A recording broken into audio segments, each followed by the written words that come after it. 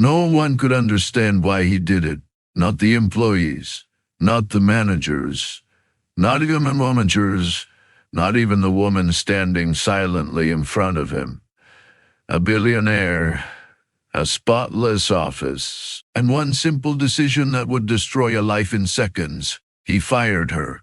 No warning, no explanation, no mercy. And he believed that was the end of it. But what he didn't know was this. One innocent voice. One,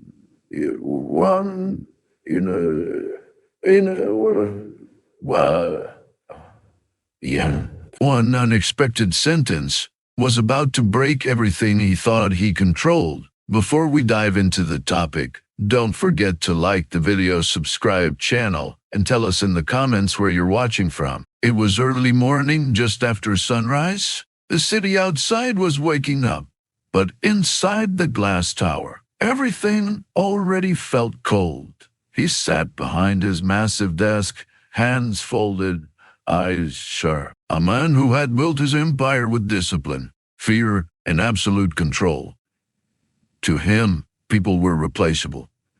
Mistakes were unforgivable. Her name was Maria.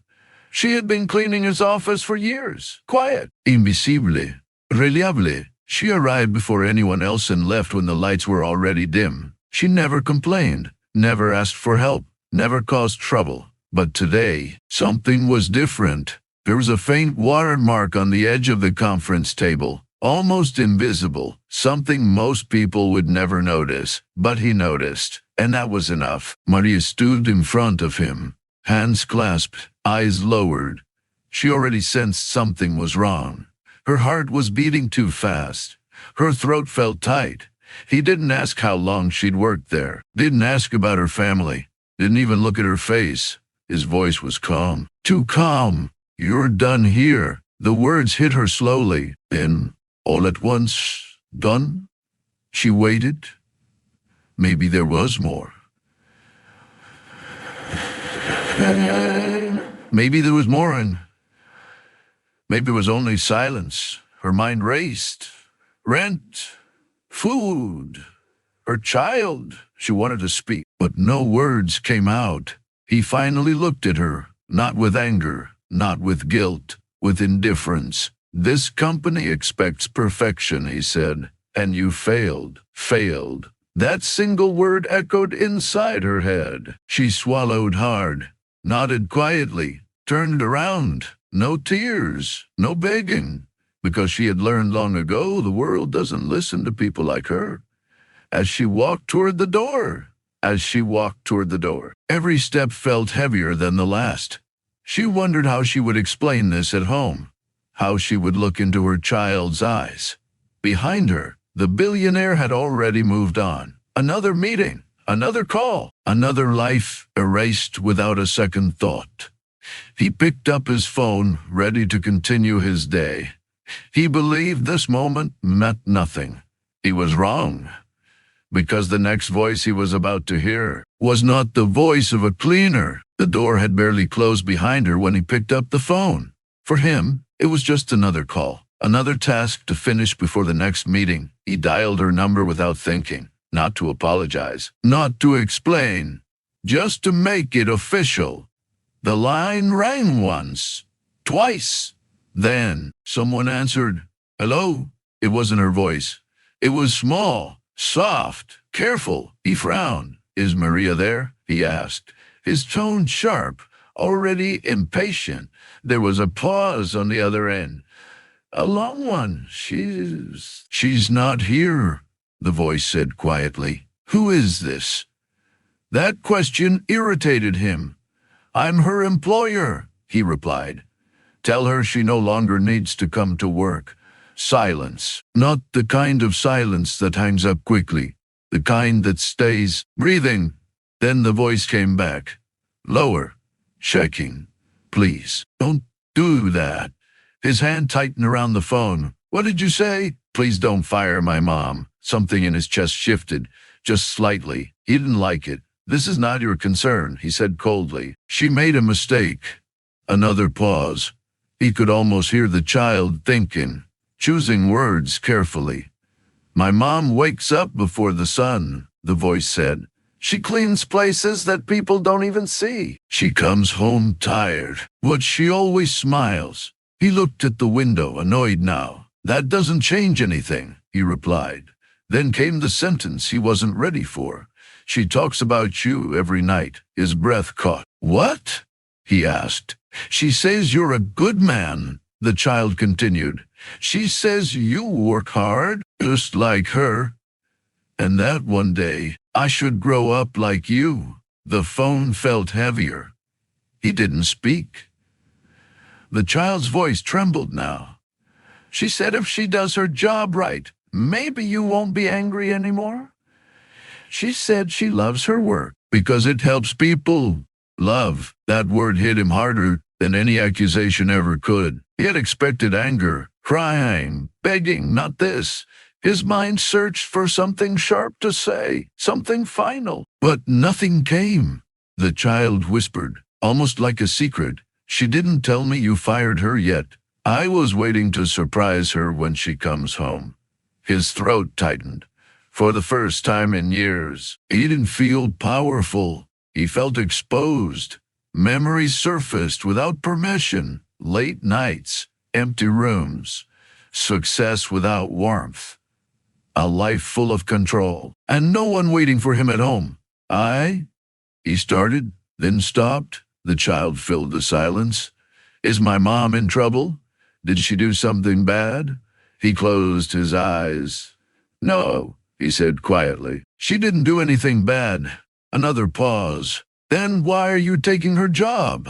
The child asked. That question had no business being so heavy. He had no answer. The call ended shortly after. Not with anger, not with resolution, just silence. He placed the phone down slowly. The office felt different now, smaller, colder. For the first time that day, for the first time in a long time, he didn't return to his work. He just sat there, listening to a child's voice echo in his mind, and something inside him began to crack. He stayed seated long after the call ended. No movement. No thoughts he could control, just a heavy silence pressing against his chest. The city outside continued as always, cars moving, people rushing, leaves soon folding, but inside him, time slowed down, almost stopped. He leaned back slightly and stared at nothing. The child's question kept repeating in his mind. Then why are you taking her job? It sounded simple, too simple. And yet, it had no answer.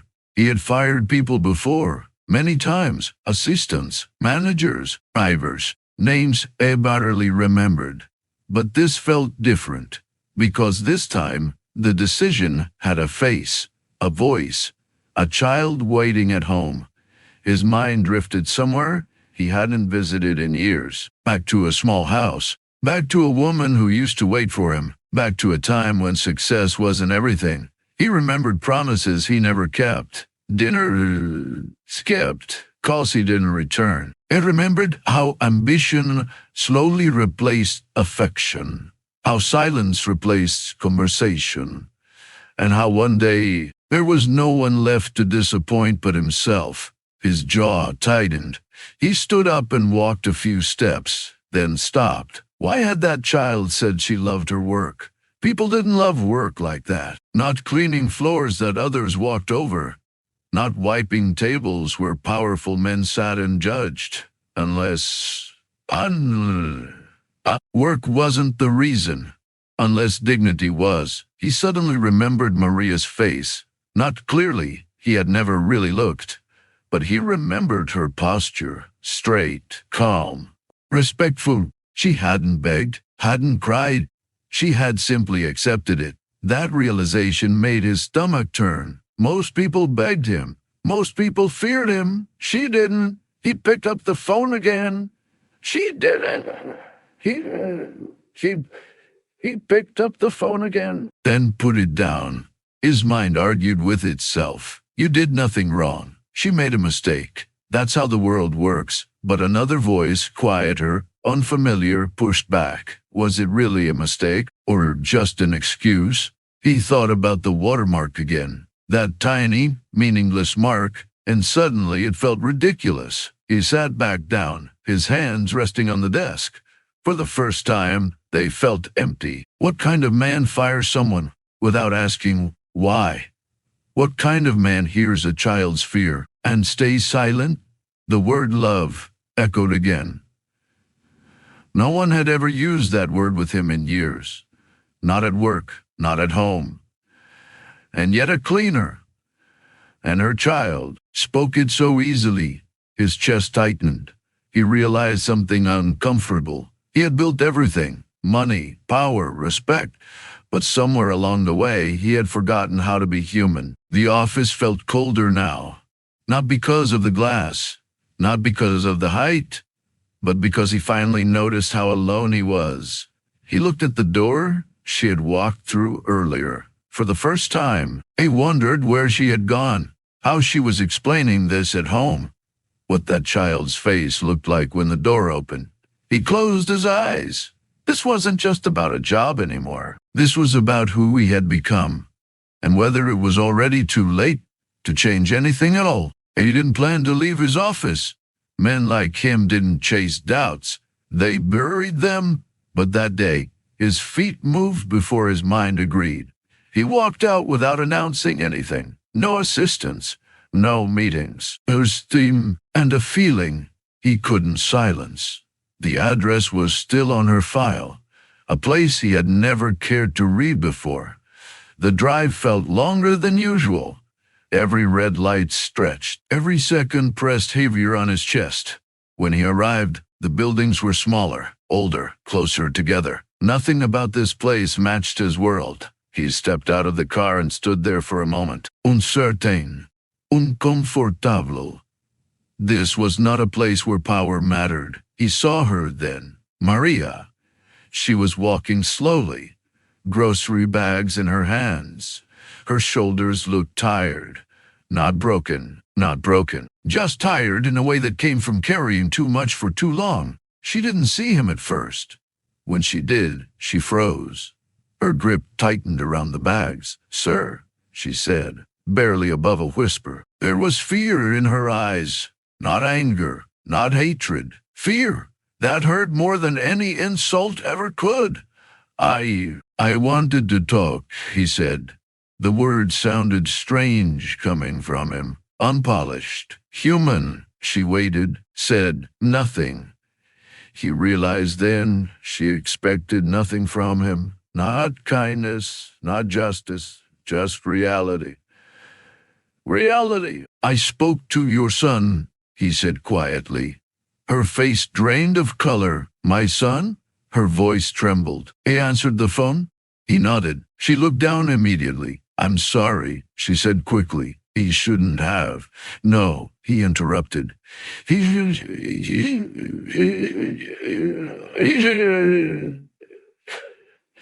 He should have. That stopped her. She looked up, confused. "It told me things," he continued, "about you, about how you live, about how you talk about your work." Her eyes filled, but she didn't let the tears fall. "I didn't mean to cause trouble," she said. "I just tried to do my job well." "I know," he replied, and for the first time, it truly meant it. There was a long pause. People passed by them. Life continued around them. "I fired you without listening," he said, "without asking why, without seeing you." Her lips pressed together. "That's how it usually is," she answered softly. That sentence cut deep, not because it was angry, but because it was honest. He took a breath. "I was wrong." The words felt heavy. "Ray, I judged a mark on a table," he said, and ignored the person who made sure that table existed every day. She stayed silent. Trust didn't come easily to someone like her. "I don't want this to end like that," he continued. "Not after what I heard, not after what I realized." She finally spoke. "My job matters," she said quietly. "Not because it's important, but because it feeds my child." He nodded slowly. I want to fix this, he said, if you'll let me. She studied his face, not looking for money, not for promises, looking for truth. And for the first time in his life, he hoped that he was worthy of being believed. He didn't rush to explain. For once, he understood that words alone weren't enough. I'm not here to buy forgiveness, he said slowly. I'm here because I finally listened. Mariah held the bags tighter. Like letting go might make everything fall apart. Her silence wasn't rejection. It was caution. I can offer you your job back, he continued, but only if it comes with respect. Real respect. She looked at him then, really looked, not at the suit, not at the car, at the man. You can't promise that, she said quietly. People like you, they forget. The truth of that settled heavily between them. He nodded. You're right. I have forgotten before. He paused, choosing honesty over pride. I forgot that people don't work for companies, he said. They work for life, for families, for hope. Her breath caught. My son thinks the world is fair, she whispered. I try not to break that for him. Those words struck him harder than the child's voice had. He imagined that boy waiting at home, watching the door, believing in a future shaped by effort and goodness. And he wondered, what kind of example had he been setting all these years? I want to do more than rehire you, he said. I want to make sure no one in my company is ever treated like they don't matter again. She didn't answer immediately. Because hope is dangerous when you've been disappointed too many times. And if I say no? She asked. He swallowed. Then I'll accept it, he replied, because this isn't about control anymore. That was the moment she felt it. Something real, not pity, not guilt. Change. I don't want special treatment, she said. I just want dignity. He nodded. You deserve that. You always did. The air between them softened. I'll come back, she said finally. But not because you asked. Why then? He asked. Because my son believes people can learn, she said. And I want him to be right. Something inside him broke open. Not loudly, not dramatically, quietly. He watched her walk away, groceries in hand, steps still tired but lighter. For the first time, he didn't feel like he had won something. He felt like he had been given a second chance. That night, he returned to his empty home, but it felt different. Less cold, less final, because change doesn't begin with grand gestures.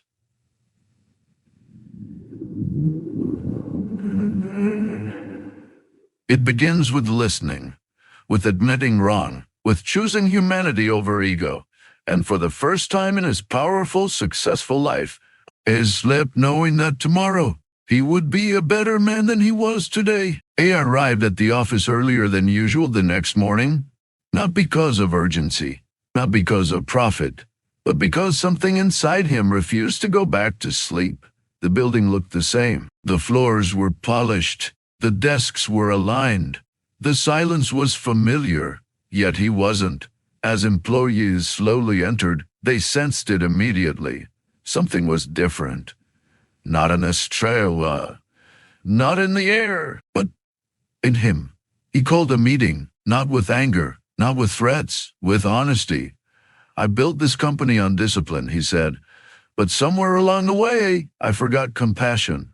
People shifted in their seats. They had never heard him speak like this before. I made a decision yesterday, he continued, that reminded me power means nothing if it forgets humanity. No names were mentioned. No stories explained, but the weight of his words reached everyone. Mariah arrived later that day. She didn't walk in proudly. She didn't walk in afraid. She walked in steady. He watched her from a distance, not as a boss, but as a man learning restraint.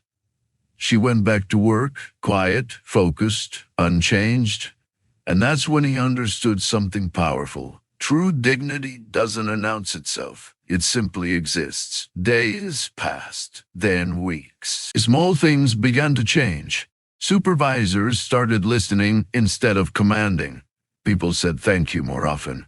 Mistakes were corrected without humiliation, not because rules changed, because hearts did. One evening, as the building emptied, he noticed Myra preparing to leave. He stopped her, not with authority, but with respect. "How is your son?" he asked. She smiled softly. "He sleeps better," she said. "He says people can surprise you." That stayed with him. That night, alone in his apartment, he stood by the window. For years, he had believed success meant standing above everyone else.